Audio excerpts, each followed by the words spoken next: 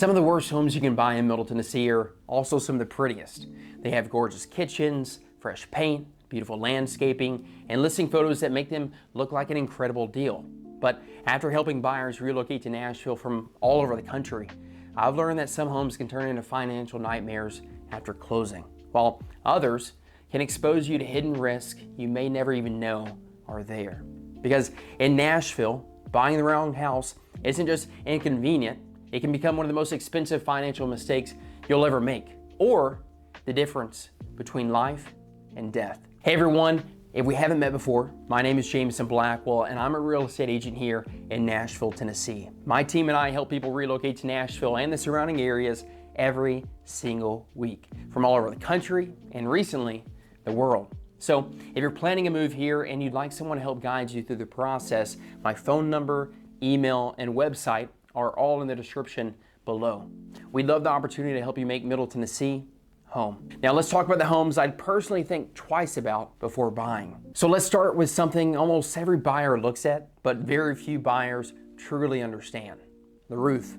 If you're relocating from somewhere like Arizona, California, or even parts of Texas, you may not realize just how much weather our roofs go through here in Middle Tennessee. Every year, we deal with severe thunderstorms, straight line winds, hail, heavy rain, occasional tornadoes, and dramatic temperature swings. That takes a toll. Now, here's where buyers get into trouble. Let's say you find a home that checks every single box. Great layout, beautiful backyard, perfect location. Then you find out the roof is 23 years old. That may not seem like a huge deal until your insurance company has something to say about it. Some insurance carriers are becoming much stricter on older roofs than they were just a few years ago. Depending on the condition and the age, you may end up paying significantly higher premiums, receiving limited coverage, or in some cases, being asked to replace a roof shortly after closing. And replacing a roof today, it's not cheap.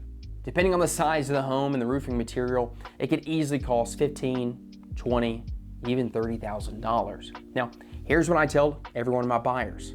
Before we get to inspections, I want to know three things. How old is the roof? Has it ever been replaced? And if so, who replaced it? If the seller doesn't know or can't provide documentation, that's not necessarily a deal breaker. It just means that we're going to have to investigate a little further. Sometimes we'll even have my buyers call their insurance company while we're still under contract to make sure there aren't any surprises before closing. Trust me, a 5-minute phone call can save you a very, very expensive surprise later. Now, before I say anything else, I absolutely love historic homes. Some of my favorite homes in all of Middle Tennessee are in neighborhoods like Lockland Springs, Germantown, Belmont Hillsborough, Sullivan Park, 12 South. These neighborhoods have incredible character. Tall, mature trees, beautiful architecture, front porches, original hardwood floors. They're the kind of homes that people dream about owning. But charm doesn't replace mechanical systems.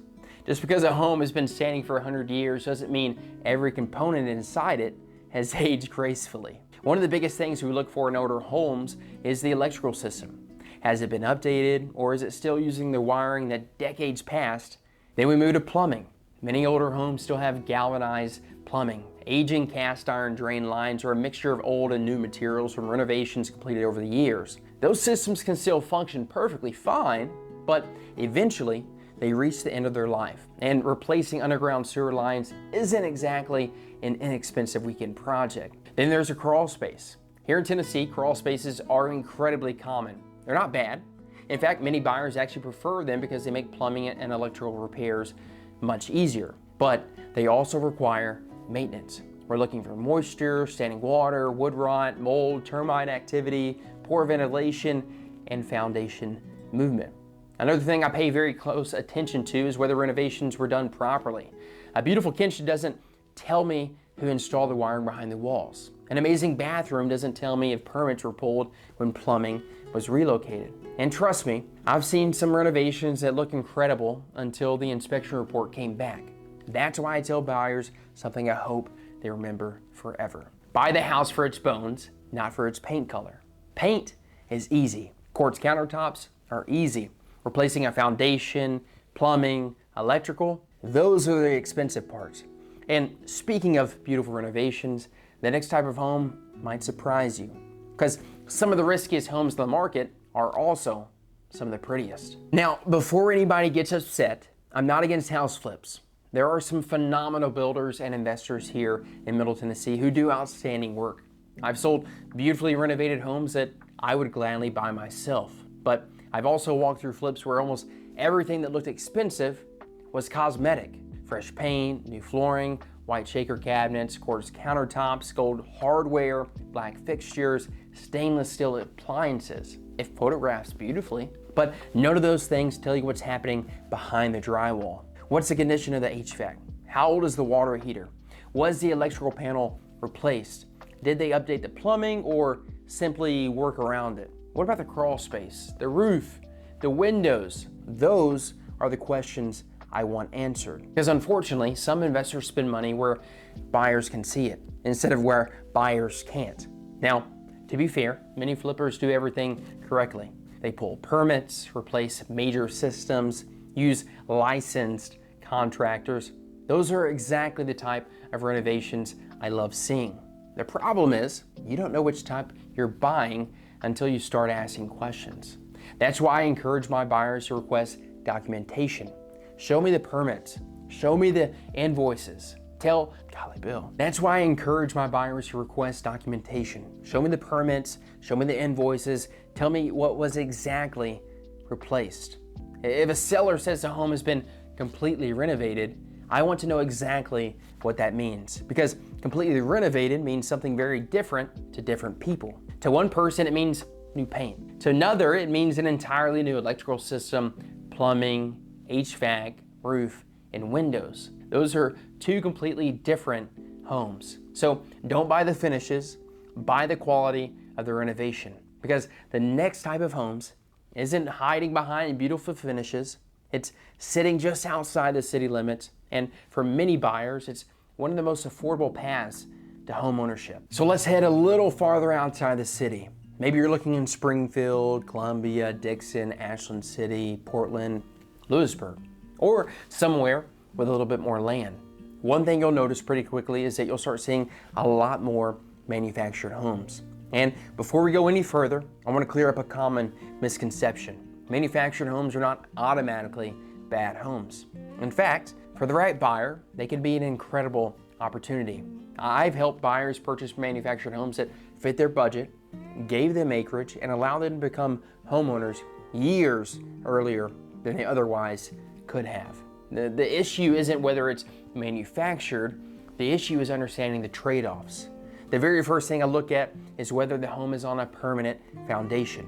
Why? Because financing changes dramatically depending on how the home is installed. Some loans require the home to be permanently affixed to the land. Others won't finance older manufactured homes at all. So if you're using VA, FHA, or conventional financing, these are conversations we want to have before you fall in love with the property. Some loans require the home to be permanently affixed to the land. Others won't finance older manufactured homes at all.